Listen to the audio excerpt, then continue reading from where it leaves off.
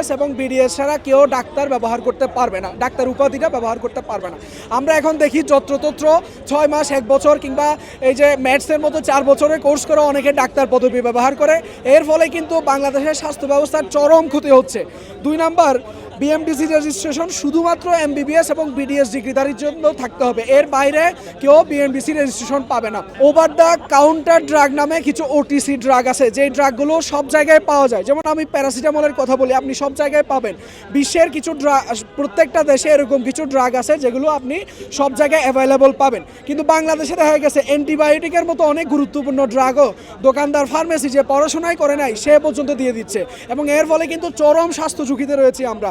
এই জন্য আমরা বলবো সরকারের কাছে যে ওভার দ্য কাউন্টার ড্রাগের এই লিস্টটা মডিফাই করা হয়, যাতে শুধুমাত্র এই গুরুত্বপূর্ণ ড্রাগগুলো এমবিবিএস এবং বিডিএস ডিগ্রিধারী বা রেজিস্টার্ড চিকিৎসকরা প্রেসক্রাইব করতে পারেন, অন্য কেউ যাতে না পারেন। চিকিৎসক সংকট থাকার পরও কিন্তু সরকার চিকিৎসক নিয়োগ দেয় না। চিকিৎসক সংকট কোথায় আছে? হসপিটালে। কিন্তু প্রতি বছর বাংলাদেশে এমবিবিএস এবং বিডিএসধারী 10,000 গড়ে 10,000 কিন্তু ডাক্তার বের হয়। সরকার চাইলে 5,000 বা 4,000 ডাক্তার প্রতি বছর নিয়োগ দিয়ে মেডিকেল কলেজগুলোতে কিন্তু হাসপাতালগুলোতে ডাক্তার যে সংকট সেটা পূরণ করতে পারে। কিন্তু দুর্ভাগ্যজনক হলেও সত্য, এক রহস্যময় কারণে এই ধরনের নিয়োগ দেওয়া হয় না। আগে বিসিএস স্বাস্থ্য ক্যাডারে বয়সসীমা ছিল 32 বছর, যেখানে নর্মাল ক্যাডারে ছিল 30 বছর। কিন্তু দেখা গেছে যে আন্দোলনের পরবর্তী সময়ে যে স্বাস্থ্য জেনারেল ক্যাডারে 32 বছর করা হয়েছে, কিন্তু স্বাস্থ্য ক্যাডার এখনও সেই 32 বছরই রেখে দেওয়া হয়েছে। যেহেতু আমাদের এমবিবিএস ডিগ্রিটা 5 বছরের প্লাস 1 বছর ইন্টার্ন, 6 বছর পরে আমরা কিন্তু বিসিএস অ্যাপিয়ার করব, তাহলে হচ্ছে আমরা দাবি জানাচ্ছি এই বয়সসীমাটা 34 করা হোক অনতিবিলম্বে।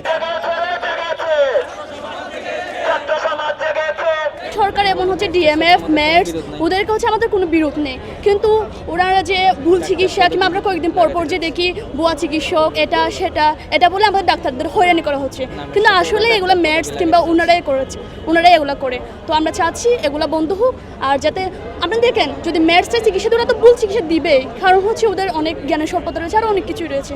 তো আমরা চাচ্ছি না এদের দ্বারা আমাদের কোনো রুগী কোনো ধরনের ব্যতীত হোক, আহত হোক কিংবা কোনো ভুল চিকিৎসা পাক, সেটা আমরা চাই না। তো আমরা চাচ্ছি আমাদেরকে সঠিক সুবিধাটা দিয়ে এমবিবিএস, বিডিএস ওনারা ছাড়া আর কেউ ডাক্তার না, আর কেউ ডাক্তার পদবি ব্যবহার করবে না। তাহলে আমাদের যে রুগীরা যে ভোগান্তিতে পোহাচ্ছে ওই ভোগান্তি তারা কখনোই পোহাবে না, তারা সঠিক চিকিৎসা পাবে, আমরা ওটাই চাই। আর আমাদের চিকিৎসকদের যাতে সুরক্ষিত থাকে।